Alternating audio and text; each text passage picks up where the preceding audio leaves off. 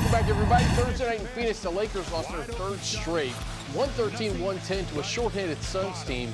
Austin Reeves missed a three-pointer at the buzzer that would have forced overtime. And after the game, Reeves talked about how the Lakers have to handle in-game adversity a little bit better moving forward. It's just next play mentality. You can't, think about the past mistakes you've made. You got to move on and continue to compete at a high level. Well, Mark, not much time to dwell on the loss. LeBron and the Lakers right back at it tonight against the Warriors at the Chase Center. Yeah, and look, the Lakers have so many things to address, but that three-game losing streak has a lot of cause for concern because two of those losses came in the final plays. Before that, the Lakers were undefeated in crunch time. You also saw the dynamic with Luka Doncic and LeBron James. You thought that they were going to be an unstoppable force. A lot of bad communication in that final play against Orlando resulted in a bad pass from Luka to LeBron, not enough time to get a clean look. So the bigger things here, Chris, is their defensive consistency and consistency from role players.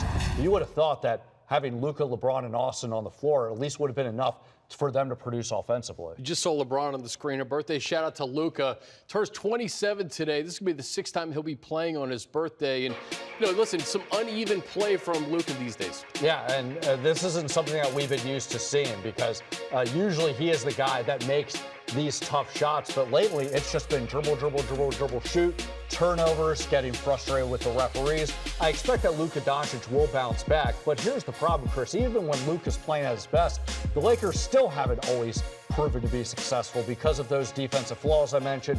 With the role players, you never know what you're quite going to get, but they are playing against an undermanned Warriors team without Steph Curry, without Kristaps Porzingis, but they only have the previous game as an illustration to show you can't take them lightly because they played the Suns without Devin Booker, Dylan Brooks, they still lost. We've been talking about what's going on the court. How about off the court with ownership changes in the front office? Your thoughts on the Lakers hiring former Virginia coach Tony Bennett as a draft advisor? Well, this is positive news because Tony Bennett, he has a great resume with Virginia, winning a national championship. And what this advisory role means is he's going to be a very important voice when it comes to the Lakers draft process and evaluating top talent.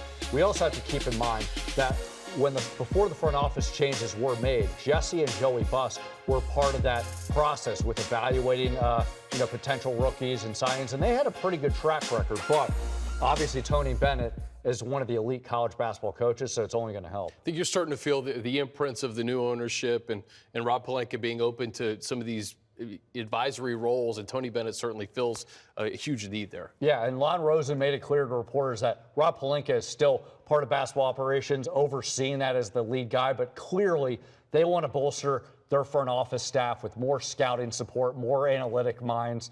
So it's all about willing to spend money, much like the ownership group did with the Dodgers. Yeah, no question. All right, as for the Clippers, they dropped their third straight game Thursday at home to the T-Wolves, 94-88. Anthony Edwards led the way for Minnesota with 31 points. Clippers 10th in the Western Conference. All our guys fought. They competed. Ant-Man makes a tough turnaround three in the corner. But like I said, I couldn't fault the effort. We didn't play great, but with their ball pressure, it kind of sped us up a lot. Made us turn the basketball over a little bit, and so that kind of hurt us. Well, after scoring 37 points in a loss to the Magic, Kawhi Leonard did not play against Minnesota due to left ankle soreness, Mark. Yeah, and he's listed as questionable for tomorrow's game against the Pelicans because he missed Saturday's practice with an illness. Now, for what it's worth, Chris, Ty Lue said that he doesn't think this is a long-term issue, but we know Kawhi Leonard's injury history. We also have to look at the rest of the Clippers roster. John Collins is still not available after, he took a pretty big blow to the head the other week. Darius Garland, he has yet to play yet. I was told that it was expected that he would come back shortly after the All-Star break, but that hasn't happened yet. He has been playing 5-on-5. Ty Lue said that he looks pretty good when it comes to, making sharp cuts, playing through contact, but as of now, he hasn't been cleared yet. So a lot of questions about their availability. Yeah, so speaking of Garland, he could be back for the Clippers Monday against the Warriors. You mentioned been dealing with that left toe injury. When he does come back into the lineup eventually, what do you think that's going to mean for the Clips? Well, it's going to be huge for the Clippers because obviously more players available, the better. But he is a traditional point guard. He can also help really improve the Clippers playing at a fast pace. And in theory, that can help them generate easy baskets. But first things first, he's got to get acclimated to a new playbook. I'm sure he's got to knock down some conditioning. They also have to make sure that he's fully healthy before throwing him out there. All right, so what do you think this is going to mean for the Clippers as we inch closer to April? They're 10th in the Western Conference.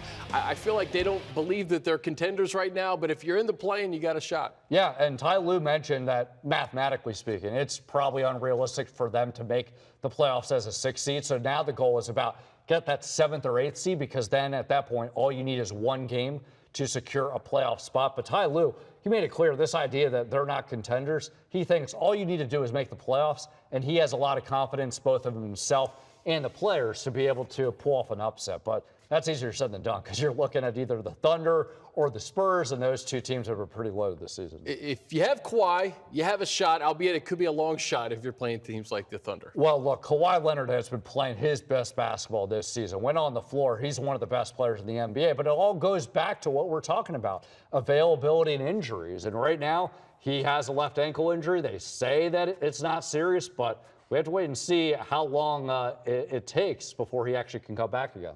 Well, we will see, hopefully sooner than later.